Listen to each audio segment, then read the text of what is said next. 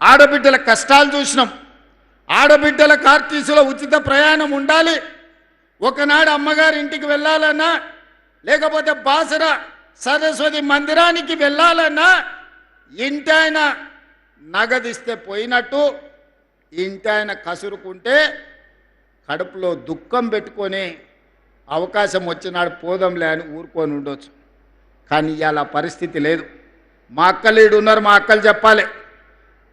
2023 December 9 నాడు RTC బస్సుల్లో ఆడబిడ్డలకు ఉచిత ప్రయాణం అన్నాం. దాదాపుగా 28 నెలలైంది. మా అక్కలు ఇక్కడ సాక్షి. మా అక్కలను నేను అడుగుతున్నా, ఏ ఆర్టీసీ బస్సులన్నా ఎవరన్నా ₹1 బస్ టికెట్ కోసం మిమ్మల్ని ఎవరైనా పైసలు అడిగినరా? అక్క ఎవరైనా అడిగినరా? ఎక్కడైనా సరే ఆదిలాబాద్ నుంచి హైదరాబాద్ కానీ, ఆదిలాబాద్ నుంచి అలంపూర్ కానీ, లేకపోతే బాసర నుంచి భద్రాచలం కానీ, లేకపోతే ఇక్కడుండే సత్యనారాయణ స్వామి మా పెద్దలు ప్రేమసాగరరావు గారు చెప్పారు, ఆ గుడి నుంచి యాదగిరిగుట్ట లక్ష్మీ నరసింహస్వామి దగ్గరికి పోవాలంటే ఎప్పుడన్నా ఆడబిడ్డలు బస్ ఎక్కి ₹1 ఎవరన్నా అడిగినరా?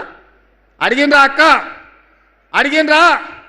నేను ఆయననే చెప్పిన, ఎవరన్నా మిమ్మల్ని బస్సు టికెట్కు పైసలు అడిగితే మీ తమ్ముని ఫోటో బ్యాగులో పెట్టుకోండి, మా తమ్ముడు పట్నంలో ఉంటాడు, బస్ కిరాయి పైసలు గాడిస్తాడు, తీసుకోపో అని చెప్పి ఆయనకి చెప్పుర్రి అని.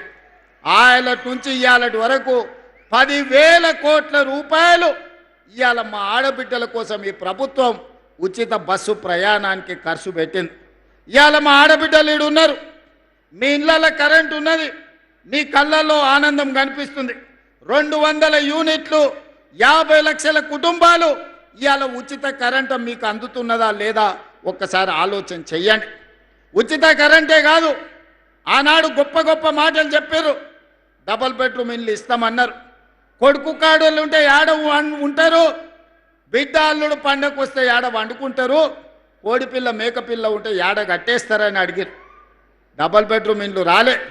ఆనా పిల్లంటలో కోడిని ఆకాశంలో కట్టి కింద ఉత్తాన్నం తిన్నట్టు నడిచిపోయింది.